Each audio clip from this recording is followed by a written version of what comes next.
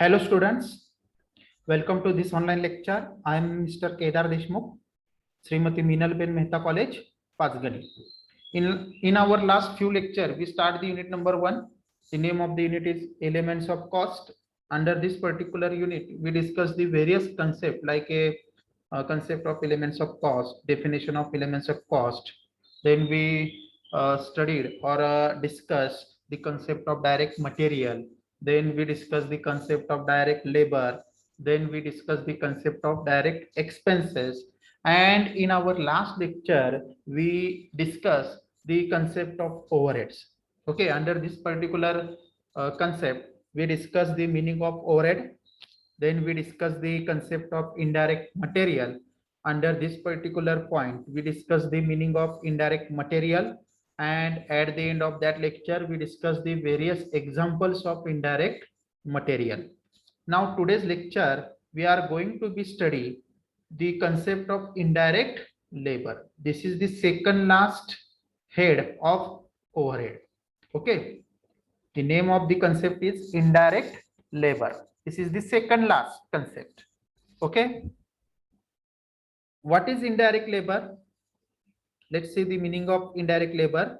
The labor which are not directly engaged in production process are called as a indirect labor. Okay. असे labour की जे labour production process मध्ये busy नसतात अशा लेबरलाच आपण काय म्हणणार आहोत इनडायरेक्ट लेबर. डायरेक्ट लेबर म्हणजे काय असे लेबर की जे प्रोडक्शन प्रोसेस मध्ये बिझी असतात अशा लेबरला आपण डायरेक्ट लेबर म्हणणार आहे. परंतु इनडायरेक्ट लेबर हे डायरेक्ट लेबरच्या विरुद्ध आहे. इनडायरेक्ट लेबर म्हणजे काय असे वर्कर की जे वर्कर प्रोडक्शन प्रोसेस मध्ये बिझी नसतात अशा वर्करला प्रोडक्शन प्रोसेस सोडून बाकीचे जे वर्कर फॅक्टरीमध्ये काम करत असतात अशा वर्करलाच आपण काय म्हणणार आहोत indirect labour. We know that there are different types of labor working in the factory. Some laborers are directly engaged in the production process. This worker are called as a direct labor. And those worker who are not engaged in the production process, this worker are called as a indirect labor. बघा आता फॅक्टरीमध्ये अनेक प्रकारचे worker त्या ठिकाणी काम करत असतात. काही वर्कर हे प्रोडक्शन प्रोसेस मध्ये बिझी असतात तर काही वर्कर हे प्रोडक्शन सोडून इतर कामामध्ये बिझी असतात. जे वर्कर प्रोडक्शन प्रोसेस मध्ये बिझी असतात अशा वर्करला आपण काय म्हणणार आहोत डायरेक्ट लेबर. परंतु जे वर्कर प्रोडक्शन प्रोसेस सोडून इतर कामामध्ये जे वर्कर बिझी असतात अशाच वर्करला आपण काय म्हणणार आहोत indirect labour. Take a simple example. Okay. Wages paid to the factory clerk. Okay. Factory clerk is not engaged in the production process. Okay. Wages paid to him is treated as indirect wages. आता factory मध्ये जो clerk त्या ठिकाणी काम करत असतो हा factory clerk production process मध्ये बिझी नसतो. बरोबर आहे. सर्वांना माहितच आहे की क्लर्कचं काम काय असतं तो कशा पद्धतीने काम करतो. फॅक्टरी क्लर्क हा प्रोडक्शन प्रोसेस मध्ये बिझी नसतो म्हणून फॅक्टरी क्लर्कलाच आपण कोणता वर्कर म्हणणार आहोत इनडायरेक्ट लेबर. आणि फॅक्टरी क्लर्कने जे काम केलेलं आहे त्या कामाबद्दल त्याला जो मोबदला आपण देणार आहे त्यालाच आपण म्हणणार काय indirect wages. The second example is that wages paid to the timekeeper. आता टाइम कीपर हा देखील एक इनडायरेक्ट लेबर म्हणून आपण कन्सिडर करणार आहोत. Timekeeper means a person who records the timing of each and every worker. Timekeeper म्हणजे कोण वर्करचं टायमिंग रेकॉर्ड करण्यासाठी ज्या व्यक्तीची नेमणूक केली जाते त्यालाच आपण टाइमकीपर असे म्हणतो.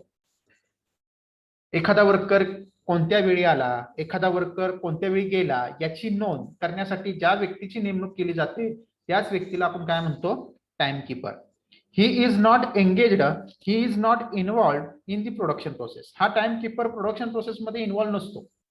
प्रोडक्शन प्रोसेस सोडून हा वर्कर या ठिकाणी आपण काय करणार आहोत कन्सिडर काय करणार आहोत indirect labour. The wages paid to him is called as indirect wages.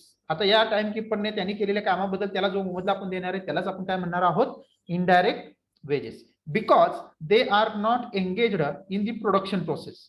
They are not engaged in converting raw material into the finished product.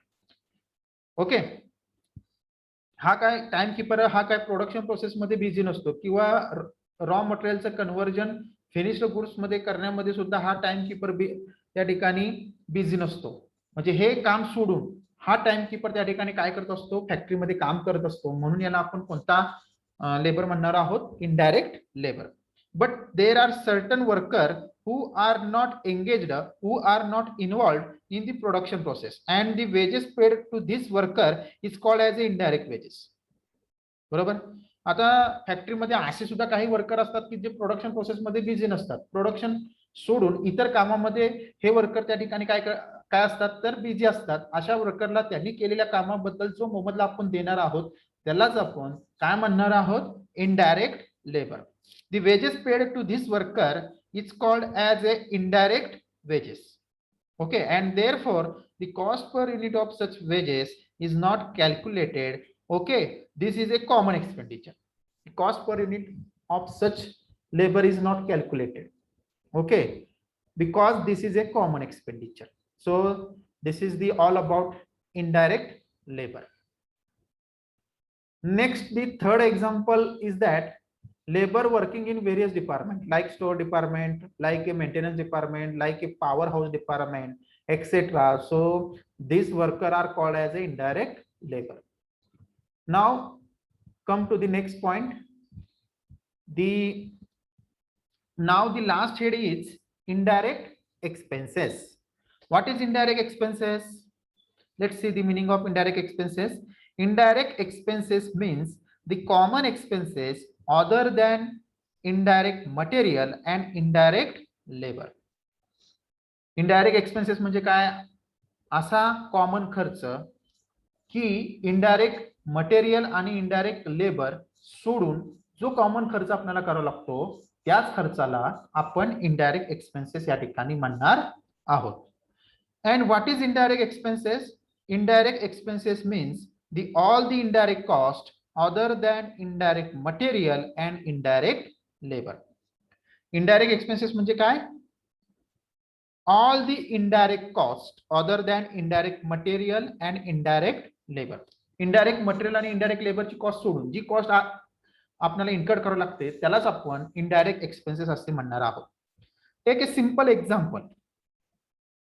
Okay, for example building rent. Okay, we know that the amount of rent is fixed. आपल्याला माहितीच आहे की रेंटची amount ही fix असते.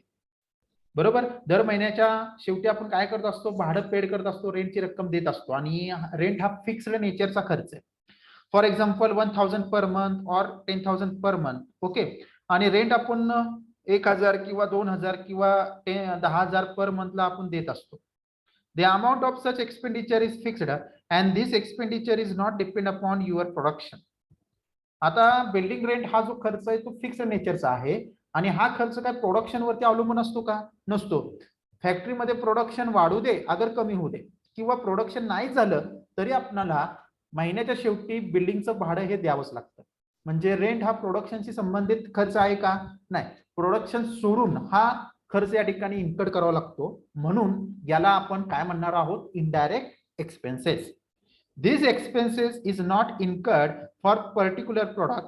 These expenses is not include for particular contract, particular job.